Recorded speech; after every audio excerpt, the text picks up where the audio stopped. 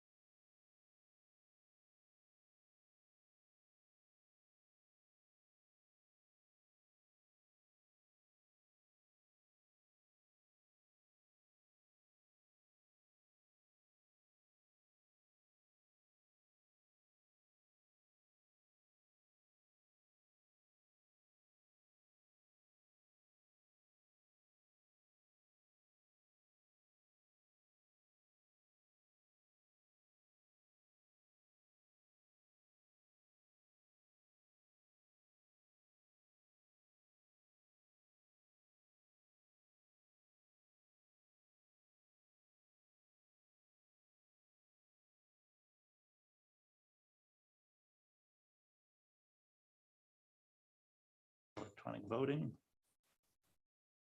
Refresh.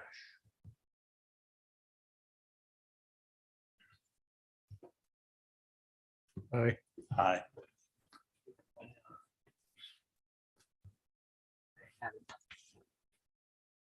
There it is. Right. Aye. Motion passes with the unanimous vote of the council. All right, we'll go to public comment. This is the time for any member of the public to address the city council on any matter not on the agenda that is within the subject matter jurisdiction of the city. The Brown Act, with limited exceptions, does not allow the council or staff to discuss issues brought before under public comment. The council cannot take action on non-agenda items. Concerns may be referred to staff or placed on the next available agenda. Please note that comments from the public will also be taken on each agenda item, and comments will be limited to 3 minutes per person. Do we have any here in the public to come up for public comment? Please approach the. Forgive me because it's been so hot and I've been trying so hard to research my issue. And my issue has to Ma'am, do with, You state your name, please. my name is Laura Swartz-Arrington. I've been here since, my family's been here since 1965. I own property up in the avenues. And in the avenues, it's been quite a problem with the roads and stuff, as well as you probably know, each and every one of you. I mean, this has all changed for me because I'm from the old school here in Clearlake. You know what I mean? I have researched a few of you, including you, youngster, city manager. And you've done great things with the technology. I wish you'd come home with me. Sort of going, but and Purdock, you're involved in law enforcement, which is quite an important job. Being on the council is really great. I mean, Mr. Mayor, I read all about you. You settled here in 2011, correct? Permanently. And you're an engineer as well. And you've done, you've had businesses and stuff. One thing I want to ask you guys is how long you've been here in Clearlake, in the area? Like I said, we can't comment on anything at this point. You can't. Boy, things have changed. I know how long you've been here because my son moved you up here. You're the chief, yeah.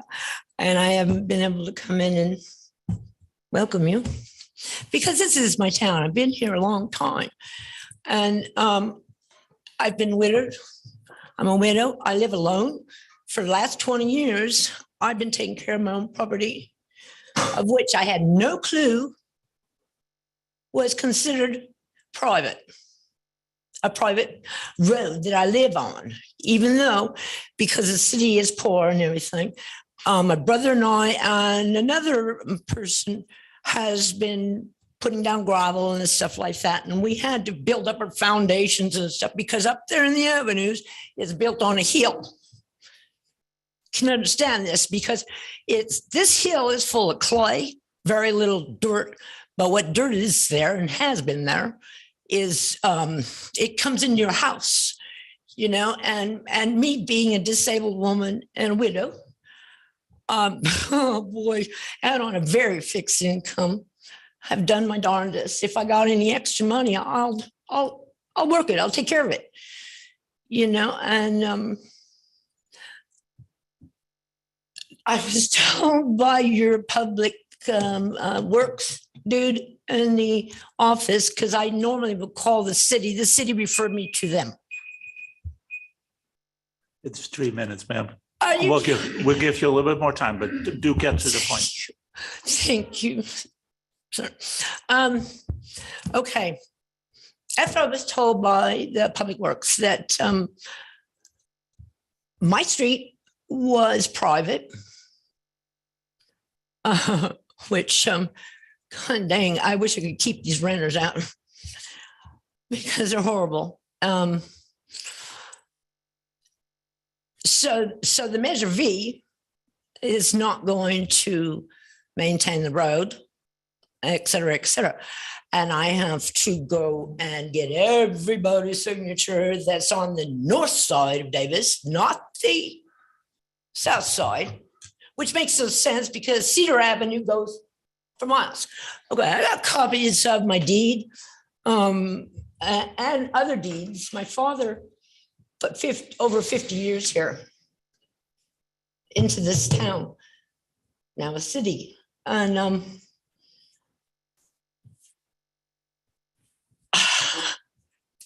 me, if I friggin' don't follow up on what my father would do, my father would present you with the evidence that I have showing that this is not a private road.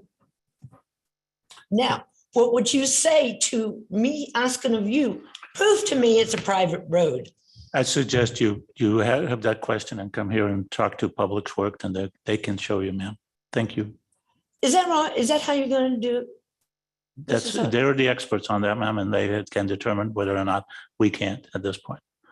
So I'm zoned and all those streets in the same plat that Parker donated did in addition to Clearlake Islands in 1925.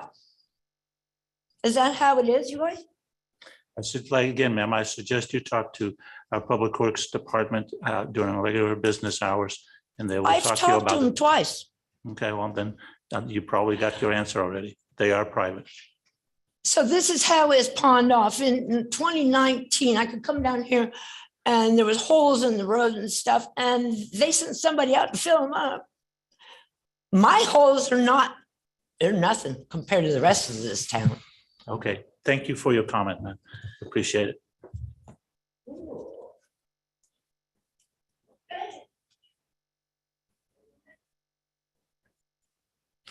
Any additional public comment? If not, do we have anybody on Zoom with public comment, ma'am, Madam Clerk?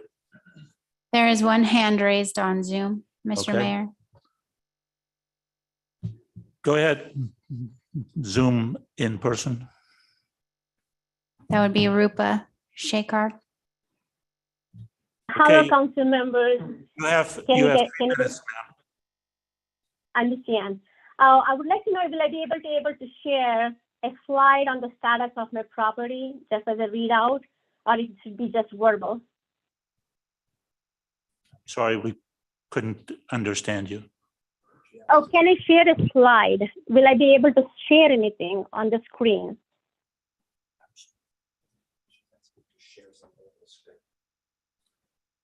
Could you share?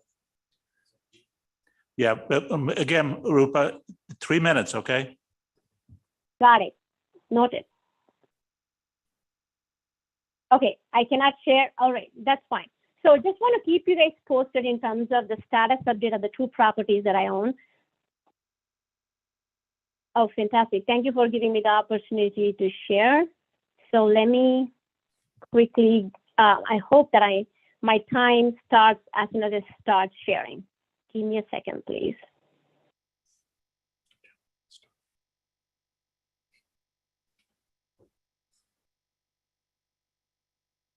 Okay, can you all see my screen now? No, ma'am. Okay, all right, let me try one more time and I will share here. Can you all see my screen? Now we can. Go ahead. Your 3 minutes is going. All right. All right. Thank you so much for the time. So on the June the 2nd, for the 14525 Lakeshore Drive property, council members gave me time till end of July to get the permit. And as per the resolution stated in June the 2nd, the requirement that was mandated to me was to get all the structural engineer drawing to be submitted by July the 31st and get the permit by then. So on July the 30th, I submitted all the structural engineer plans plus the architecture plan intended used to be hoteling and restaurants. The packet included a building permit application form, the permit fees, conditional use permit form, which was really not needed because hoteling and restaurant is permitted as per the zoning. Still, city asked me to submit those forms. I submitted it, and I got the clearance from code enforcement as well. And ADA improvements were provided in the plan, including elevators, etc. And we deferred sprinkler plans. The reason because the focus of the discussion was to make sure that I submit the plan to address the code violation, and the sprinklers could come later. On July 11th, city responded to my package, and instead of proceeding further with the intended use, they questioned about why we are using it for vacation rentals and apartments, and that's why the conditional use permit was required, whereas the plan clearly stated it is for hoteling and restaurant. So they pretty much kind of took 11 days after I submitted the application to come back and question a wrong use of the permit of the plan that was shared with you all. And in addition to that, they wanted us to give the interior design for the restaurant, again, not required for solving the code violation, while I agree that it is required for habitability or before I rent it out to anyone. And then the sprinkler plans and alarm plans, and they wanted to update as discussed report that was shared with us on July 11th. Then fast forward on July the 12th, we responded to the city with an updated question saying that confirming that it is a hoteling and restaurant and it's not the apartments. And then the interior design will be deferred. Then city responded on July the 14th, stating that they got the clarification and they added few more to the requirement, saying that they want the trash and the recycle enclosure plan, again, not part of the code violation. Curb gutter sidewalk fees, again, not part of the code violation. An additional signature from 4 different county organizations, which I anticipate that probably it is required. Then fast forward, we submitted the 3 signatures out of the 4 county organizations, and we have submitted the updated hoteling plan. Initially we had 4 rooms, but then they asked us to add 2 more rooms. We have added those, and trash enclosure design has been submitted, and the parking requirements have been submitted. Now to address to the updated Rupa, your time is up. plan, Your time is up. just want to share that I'm meeting the requirements as per the city's Your request. time is up. So that's all I have to say. Thank Got it. you. Thank you. Okay, we have any more public comment on Zoom, Madam Clerk? If not, close public comments. We go to the consent agenda. Anybody wants to pull anything from the consent agenda? If not, open to the public. If only the public wants to pull anything. If not, we'll bring it back to the council. Mr. Mayor, I'd like to make a motion to accept the consent agenda as presented. Okay, we have a motion by Councilman Kramer and a second by Councilman Claffey.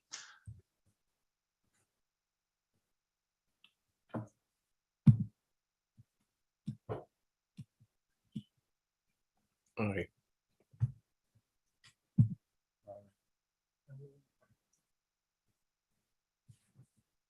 Okay, we go to, is that right?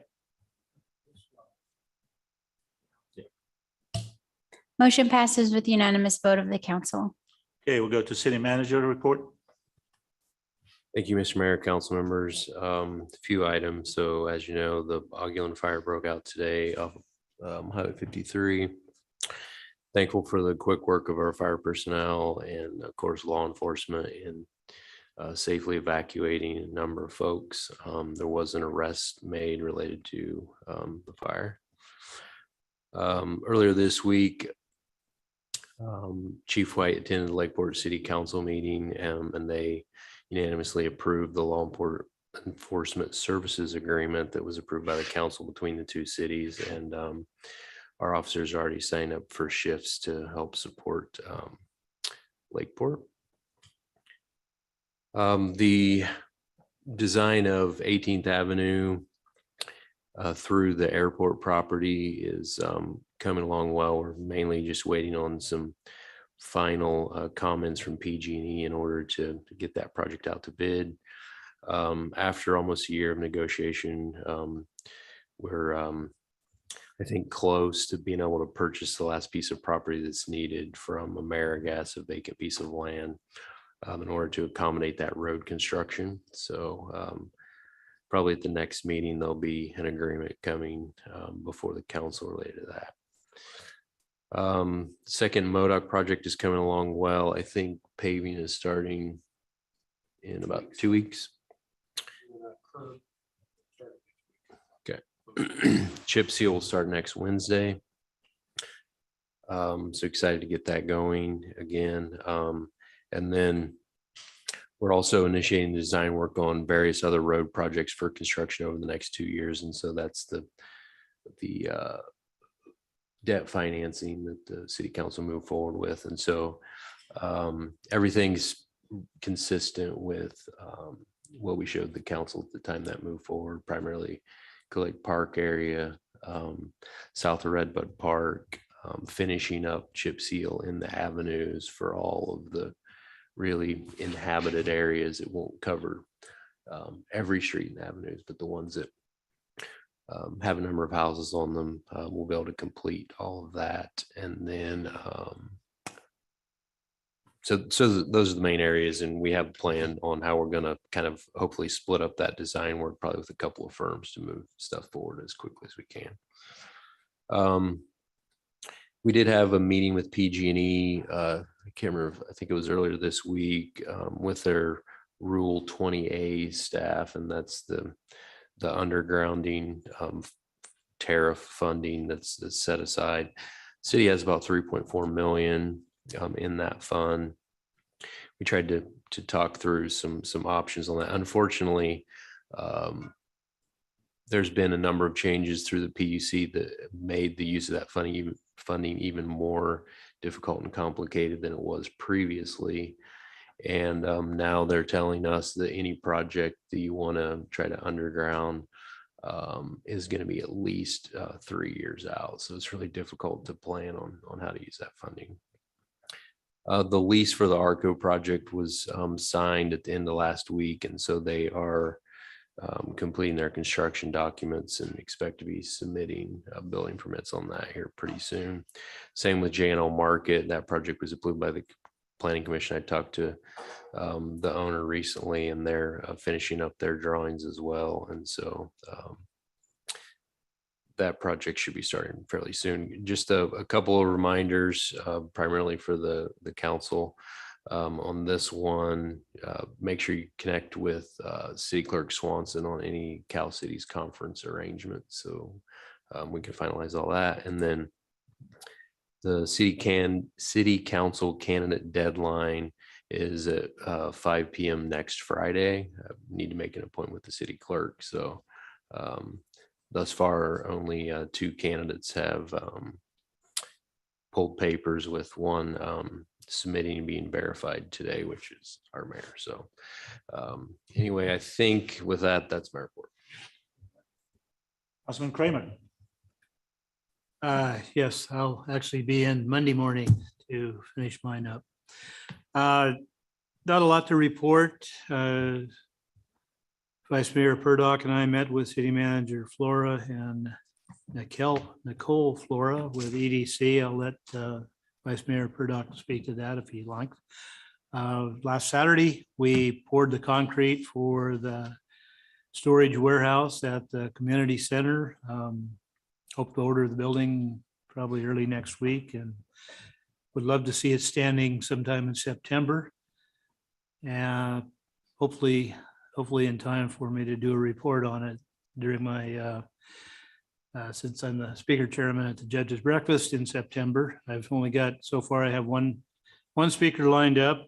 Moke Simon has agreed to speak on Prop 27 on September 15th. And that's all I have. Councilman Claffey. I attended the Visit Lake County meeting this week. The initial tourism district agreement is a 5-year agreement. So we are in the process of extending that potentially. We're discussing terms with the board. And the other thing I wanted to talk about was Zone Haven. So again, today we had a fire close to our city limits. I'm on social media. I try to pass information along as quickly as possible. There's still, I think, a little bit of confusion around Zone Haven. And I think it's a fantastic tool. And the more we can talk about it with the public, the more we can get people comfortable with understanding their zones, I think is really important moving forward.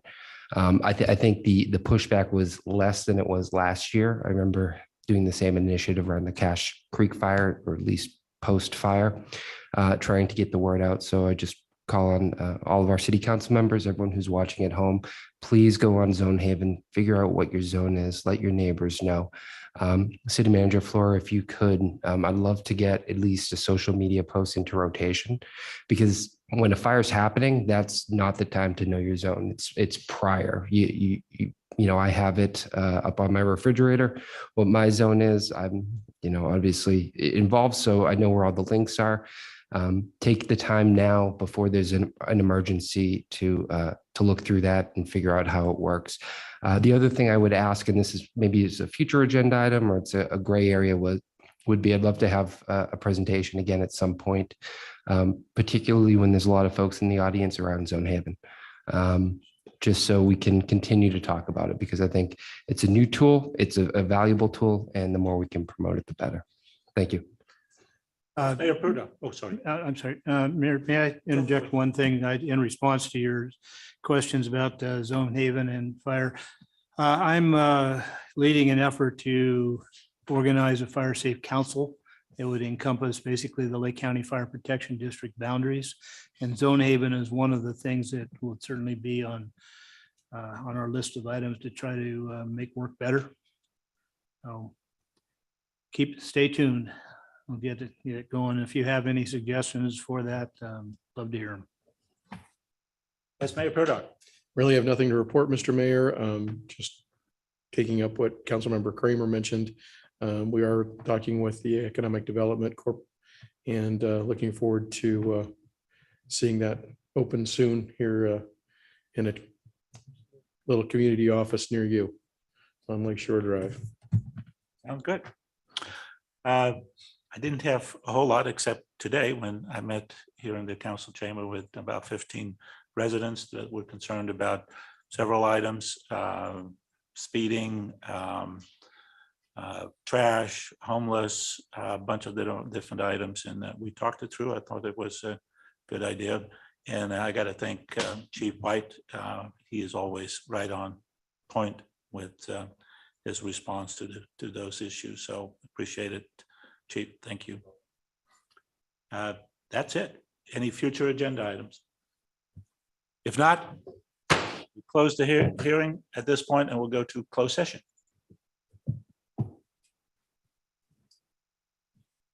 Not bad time, 25 minutes. Although that's the fastest we've had. Sorry.